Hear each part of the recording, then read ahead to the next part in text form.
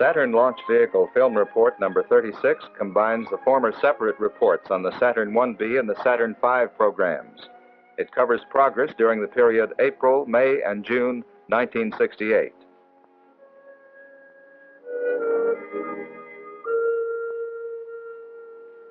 With delivery of the instrument unit by Super Guppy Aircraft on April 11th, all elements of the fifth Saturn 1B flight vehicle, designated SA-205, had arrived at the Kennedy Space Center from the contractor production plants. SIU-205 was shipped from the IBM facility at Huntsville, Alabama. The second, or S-4B stage for SA-205 had arrived at KSC on the same airplane 3 days earlier from the McDonnell Douglas Corporation's Sacramento Test Center in California. The first, or S-1B stage for SA-205 had been delivered by ship from Chrysler Michoud, New Orleans, late last quarter. Erection of the vehicle, which is scheduled to launch the first manned Apollo spacecraft flight late this year, was begun on April 15th and completed 3 days later. Spillage of a small amount of a hypergol oxidizer, nitrogen tetroxide, by technicians during a facility checkout of the spacecraft propellant loading system on April 21st necessitated removal of the IU and forward skirt of the S-4B stage to allow a detailed inspection for corrosion. Only very minor damage was revealed, and corrective actions were taken. During a neutralization flushing operation, some of the oxidizer was washed onto the vehicle's S-1B stage, necessitating replacement of a fin and several other first-stage components. The IU and S-4B forward skirt were re-erected on May 11th, and at the end of the quarter, SA-205 pre-launch preparations were continuing on schedule. At the Marshall Space Flight Center, prior to acceptance static testing of the S-1B-11 stage in April, LOX pump shaft seals, both lip and bellows types, were installed in the stage's H-1 engines to determine the best fix for a LOX leakage problem, which last quarter had caused termination of an engine stability test by fire detection sensors after only 3 seconds. A successful short duration, 35 seconds, static test of S-1B-11 was conducted on April 9th. Inspection of LOX seals following the initial test resulted in a decision to install bellows-type seals on all engines for the long-duration firing, 145 seconds, which was conducted on April 23rd. Later inspection revealed no abnormal chipping or wear. Bellows-type seals will now be installed on all S-1B stages. S-1B-5 seals will be replaced on the launch pad at KSC. Previously qualified LOX sensors had been installed in S-1B-11 before the acceptance firings. Designed to provide additional safety for manned flights, these sensors will shut down engines prior to liftoff in case of a LOX seal failure. S-1B-11 was returned to Michoud from Marshall on May 11th, and post-static modification and repairs are underway, scheduled for completion in late July. S-1B-12, the last S-1B scheduled for static firing, arrived at Marshall from Michoud on May 4th for acceptance testing in July. S-1B-12 is the last of the 12 S-1B stages authorized in the Marshall Center's first order with the Chrysler Corporation. Fabrication work on subsystems for the follow-on contract, S-1B stages 13 through 16, was in progress at Michoud throughout the report period. Post-storage re-verification checkout of S-1B-7, a series of hydraulic, pneumatic, and electrical systems tests, was virtually complete at Michoud in late June. The checkout was to ensure that the stage is still in flight-ready condition. S-1B stages 6, 8, 9, and 10 remained in storage at Michoud. A new type of enclosure for housing stages in storage was successfully demonstrated this quarter, and in July, S-1B-8 will become the first stage to be moved into one of the enclosures. Other stages will be prepared for similar storage as schedules allow. Manufactured at MSFC, the plastic enclosures will be air-conditioned to maintain the proper temperature and humidity environment. Saturn 1B second or S4B stages 206, 208, and 209 remained in storage at McDonnell Douglas, Sacktow during the quarter, as did stages 210 and 211 at the contractor's Huntington Beach facility. In mid-August, 208 and 209 are slated to be moved into the first 2 of 8 long-term storage plastic containers, now being manufactured at McDonnell Douglas. Other stages will follow as schedules permit. S4B-212 completed Apollo modifications in April and was placed in temporary storage awaiting headquarters approval to initiate orbital workshop mods. Modification work begun on S4B-207 at Sacktow last quarter is continuing, with completion due in August. Saturn 1B instrument units 206, 7, 8, and 9 remained in storage at IBM's Huntsville facility during the report period. Special storage stands were installed in the storage area to allow the stacking of up to 6 IUs at any one time for long-term safekeeping. SIU-209 was the first to be placed into one of the new storage stands in early June. Structural segments for SIU-211 have been removed from storage and hardware diverted to use in a dynamic test unit at the Manned Spacecraft Center, Houston. Fabrication of an additional set of segments is planned for 211. Subsystems manufacturing continues for SIU-212.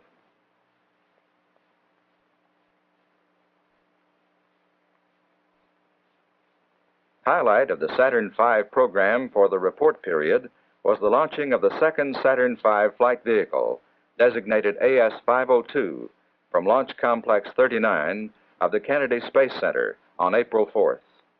After a flawless final countdown, the vehicle lifted off smoothly from Pad A at exactly 7 a.m. Eastern Standard Time. AS-502 served as launch vehicle for the Apollo 6 mission, an unmanned flight to qualify the Saturn V for future manned flights. First stage performance was as programmed, except for the occurrence at T+100 seconds of a longitudinal vibration phenomenon referred to as the pogo effect, which continued for approximately 40 seconds. At 2 minutes 23 seconds into the mission, the S1C stage's center engine cut off as programmed, and at 2:29, the 4 outboard engines cut off. The S1C engines burned for 148 seconds, only 1 second longer than planned. Second stage separation and ignition were satisfactory, and second stage performance was as programmed until T+215 seconds, when the stage's number 2 engine performance started to degrade. Degradation continued until T+412 seconds, when the engine prematurely shut down. This was followed within 2 seconds by premature cutoff of engine number 3. The remaining 3 engines burned for about 59 seconds longer than programmed to partially compensate for the early cutoff of the other 2 engines. S4B stage separation and ignition occurred as scheduled, and the stage met all operational requirements during its first burn of 170 seconds. Stage shutoff and orbital coast performance were also satisfactory, except for a pressure decay in the helium gas system.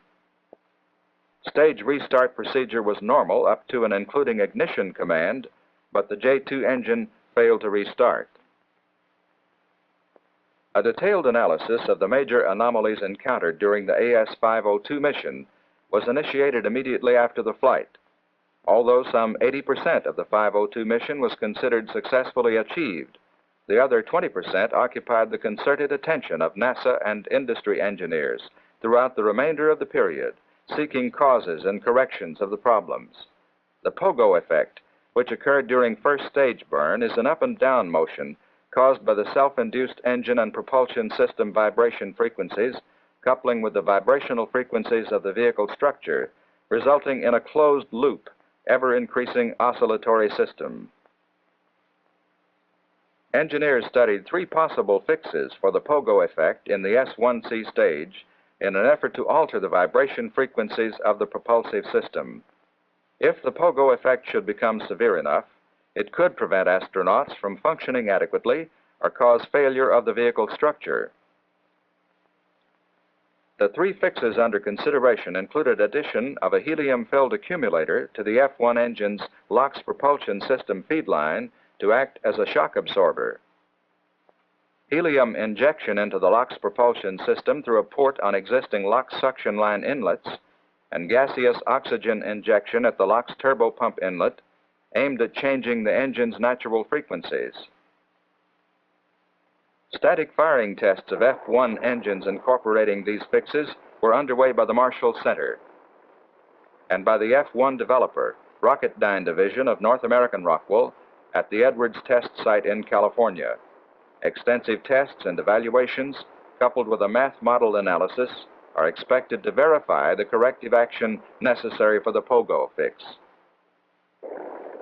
J2 engine failure tests have adequately demonstrated the failure mode of AS502's S2 and S4B stages as a rupture of fuel lines feeding the J2 engine igniters.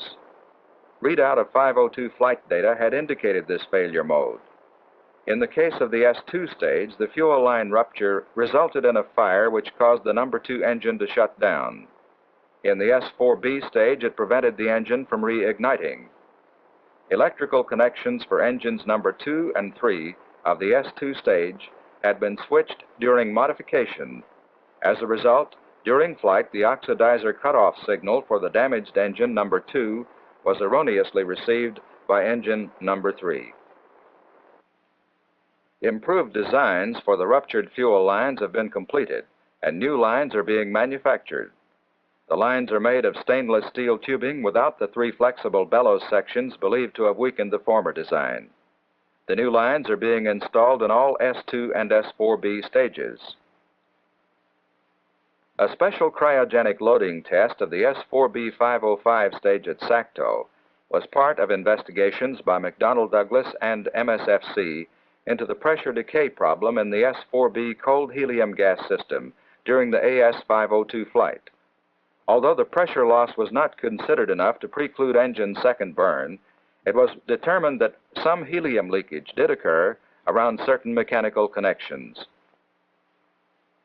As a precautionary measure, Teflon-coated conoseals will replace the present uncoated seals, and additional torque check requirements will be placed on all S4B stages.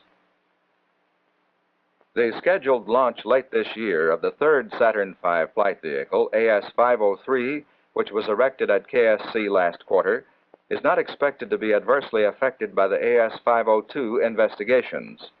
If all problem areas are resolved as anticipated, then a decision very likely will be made to man the Apollo spacecraft to be launched by 503. Consequently, the 503 vehicle was partially de-erected early this quarter, and the S2 stage was returned to the Mississippi Test Facility for cryogenic testing required for man rating. Selected guidance components of the instrument unit were pulled and returned to IBM Huntsville for modification to support a manned mission. By the end of the quarter, these mods had been completed, and the components delivered again to KSC. The S2-3 stage arrived at MTF on May 5th. Pre-test inspection of liquid hydrogen tank wells was completed 4 days later, and the stage was installed in the test on May 11th. The cryogenic proof test was successfully completed on June 9th. The stage was returned to KSC on June 27th and is expected to be restacked by late July. The S2 stage for the fourth Saturn V flight vehicle, AS504, arrived at KSC on May 15th from MTF. Delivery of the vehicle's S1C stage, S4B stage, and instrument unit will be delayed until late August based on KSC's need date. The S1C4 stage continued to undergo mod work by the contractor, Boeing-Michoud, during this report period. S1C5 has been placed in temporary storage with post-static checkout due early next quarter and shipment to KSC in late October. Cryogenic proof pressure testing of the S-25 stage was performed at MTF during this quarter, and shipment to KSC is due in October after completion of captive firing. In the three-part S-2 lightweight structural test program, during testing of the C structure at the Marshall Center, a failure occurred around the number 3 engine block area at 124% load condition of the 130% load which is required. The lower inner and outer cap rings of the thrust structure, as well as several stiffeners and rivets, were broken. Repair of the failed area of the C structure, which is made up of an S-24 type aft skirt, thrust cone, and center engine beam, is now underway. Analysis of failure has indicated a rivet material problem may exist. Flight fixes such as doublers to increase thickness will be installed next quarter, and the structure will then be retested. Another S-2 test item, the A structure, consisting of an S-24 type LOX tank, aft skirt, and cylinders 1 and 2, was installed in a test stand at Marshall in May, and testing is underway. Results so far are satisfactory. The tests will continue into the next quarter. Similar testing of the B structure, an S-24 type upper tank section, forward dome, and forward skirt, is also continuing at North American Rockwell's Santa Susana facility. Installation of the S-4B 504 LOX tank non-propulsive vent system, which will eliminate the necessity of going through specific vent schedules during the flight sequence, was accomplished this quarter at SACTO. The system had been installed on S-4B 503 at KSC last quarter and will later be installed on all S-4B stages. Deferred post-static checkout and modifications were completed on the S-4B5 stage in late May. The instrument unit for the 4th Saturn V flight vehicle underwent retrofit operations during the quarter at IBM Huntsville.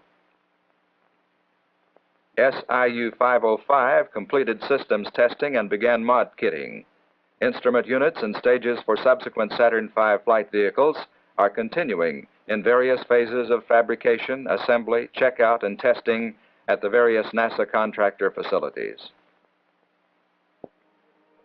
The highlight of this report period, the launching of the second Saturn V flight vehicle, was indicative of both the progress achieved and the problems encountered in NASA's Saturn launch vehicle program. By the close of the quarter, NASA and industry's intensive search for solutions to those problems in both the Saturn V and the Saturn 1B was already bearing results which promised confidence in the success of the two flight vehicles now at KSC and of those to follow.